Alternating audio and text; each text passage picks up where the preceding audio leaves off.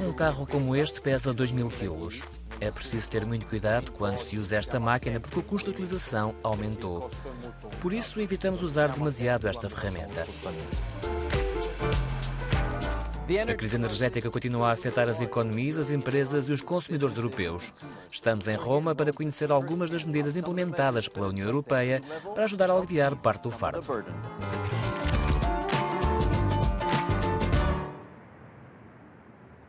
O aumento dos preços está a afetar os italianos de várias classes sociais.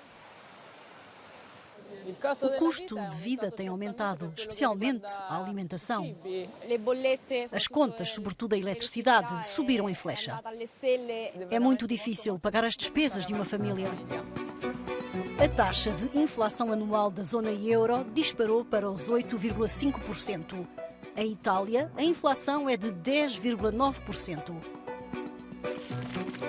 O aumento dos preços não prejudica apenas os consumidores. As empresas que consomem muita energia têm dificuldades em pagar as contas.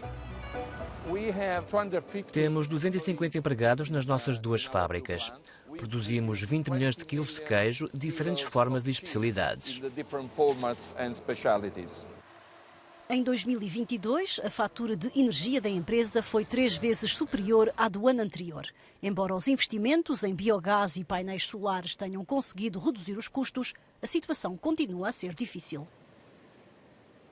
Em números reais, temos custos adicionais de 1,3, 1,4 milhões de euros. Foi algo imprevisível. Por causa disso, o custo dos nossos produtos aumentou. Na sequência da invasão da Ucrânia pela Rússia, a Comissão Europeia adotou o chamado quadro temporário de crise relativo a medidas de auxílio estatal que permite aos Estados-membros conceder ajudas limitadas às empresas afetadas pela guerra ou pelas sanções, oferecer apoio em termos de liquidez, compensar os elevados preços da energia pagos pelas empresas. Em Itália, mais de 50 mil milhões de euros de auxílios estatais foram aprovados por Bruxelas. Tendo em conta a fatura energética, cada empresa podia usar 30% desse montante como crédito para compensar nos meses seguintes os impostos.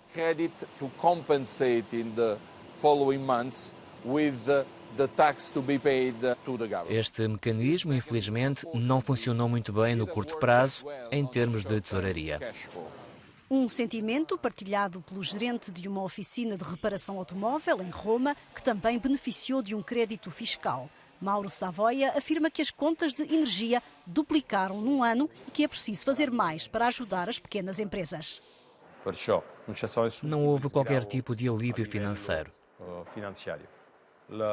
Esperávamos pelo menos alguma ajuda económica ou subsídios para ajudar as empresas no final do ano. A flexibilidade nos auxílios estatais é apenas uma das respostas europeias à crise energética. Vamos conhecer as outras. A resposta europeia à crise energética tem 3 objetivos: reduzir a procura global de energia, ajudar a reduzir os custos para os consumidores e elaborar planos para reduzir a dependência do gás russo. A concretização do primeiro objetivo foi facilitada por um inverno relativamente ameno que levou a uma redução da procura de energia. Os limites de preços, os impostos sobre os lucros excepcionais e as ajudas contribuíram para concretizar o segundo objetivo de reduzir os custos para os consumidores. Quanto ao terceiro objetivo, foram apresentados planos para construir terminais de transporte de gás e gasodutos, acelerar projetos de energias renováveis e favorecer a eficiência energética. Medidas que deverão também ajudar a Europa a atingir a neutralidade carbónica até 2050.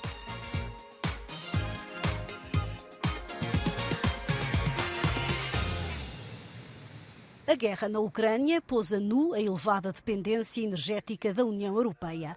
Para aprofundar a questão, falamos com um especialista em energia em Bruxelas.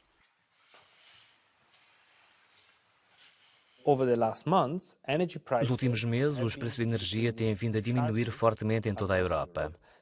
Nas próximas semanas e meses, as famílias terão contas de energia mais baixas.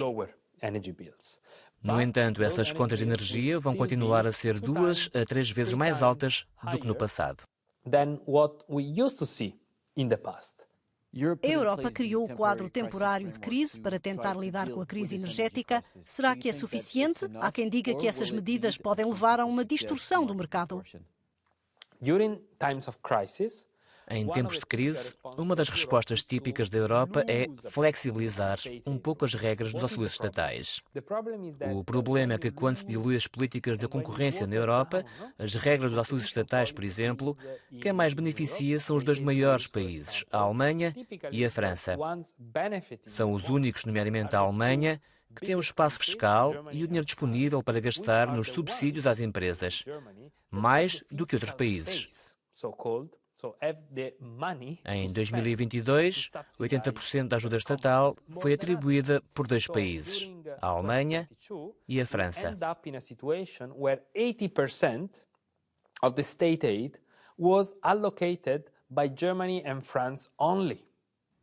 Acabámos de regressar de Itália, onde falámos com 2 empresas que beneficiaram de créditos fiscais ao abrigo destas regras de auxílio estatal.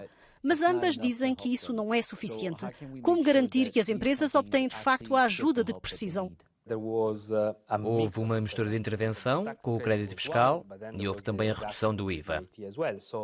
As empresas depararam-se com o aumento das contas de energia, que triplicaram ou até quadruplicaram a dada altura. Mas é preciso ter consciência de que, sem a intervenção do governo, os fatores de energia teriam aumentado muito mais. Durante esta crise, vimos que o mercado de eletricidade é muito vulnerável a choques de preços. A União Europeia lançou uma consulta para reformar o mercado de eletricidade. Qual é a sua opinião?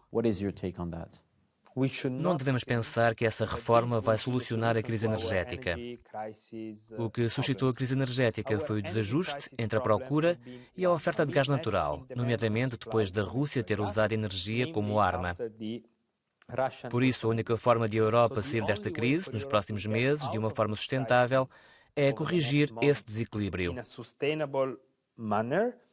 Para isso é preciso baixar a procura e maximizar a oferta, criar alternativas, o que implica construir unidades flutuantes de armazenamento e gasificação, como a Alemanha está a fazer.